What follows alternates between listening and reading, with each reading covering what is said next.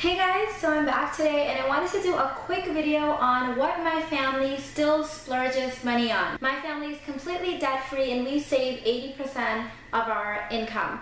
But there are some things that we like to splurge on because those are the things that bring our life value and fun and enjoyment.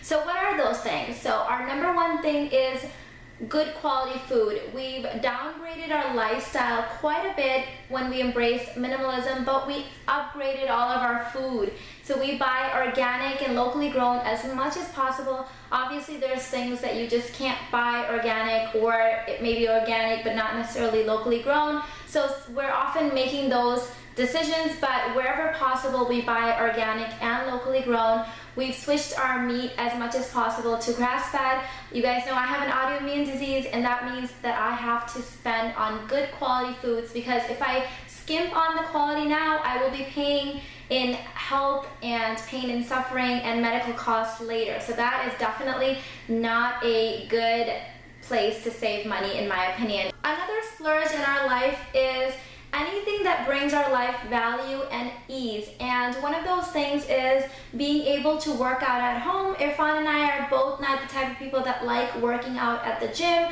so we ended up building this home gym. I'm sure you guys have seen the tours that I've done. I think I've done a couple of videos. I'll link them below if you guys haven't.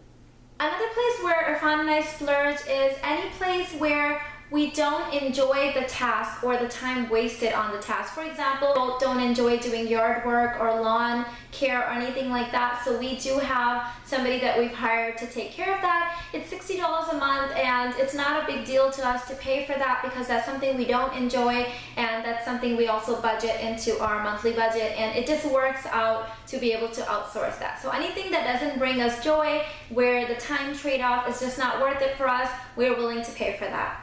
If you've been following our channel for a while, then you know another place that we like to splurge is traveling. Irfan and I love traveling with our children. We like exposing them to different cultures and different foods and just different environments, so we will spend on that. Now, we are travel hackers, so we will try to save money wherever we can when we travel, but we do enjoy traveling quite a bit. If you haven't seen our travel hacking video, I'll go ahead and post that link in the description box below, so definitely check that out. Another place that Irfan and I like to splurge on is massages. Yes, it's not a luxury, it's a necessity if you work out. We truly believe that.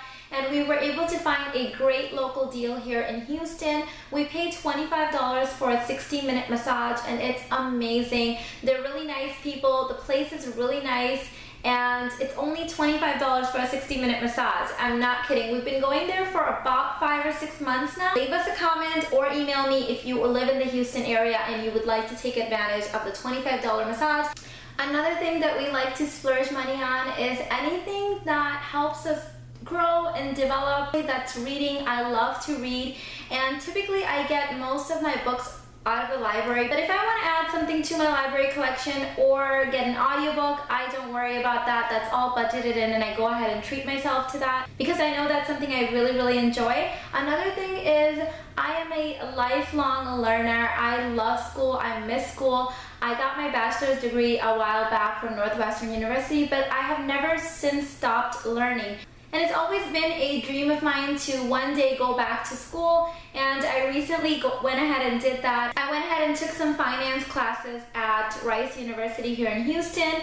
It is no secret, I've shared this before, I grew up with very little knowledge about financial matters and financial education. I think my husband's been a very good financial influence on me. I think he's been a great coach and a great mentor in my life in teaching me everything that I know about finance. But I decided it was time to make it official and go ahead and seek out that information. I'm actually taking 4 classes this semester, and that is something that I don't think I would ever stop doing. And because we live within our means and only buy the things that really bring us satisfaction, I'm able to pay for these classes straight out of my pocket without having to take on any loans or student debt or anything like that, and I consider myself very fortunate.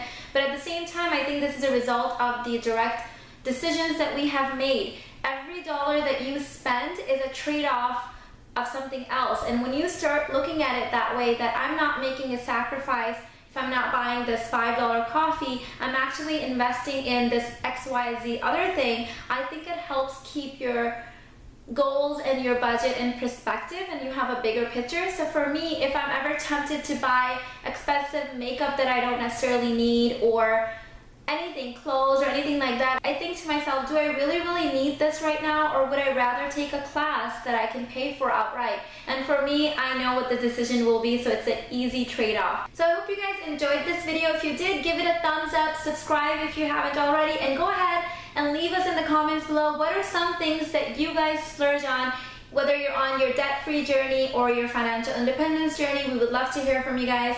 Talk to you later. Bye.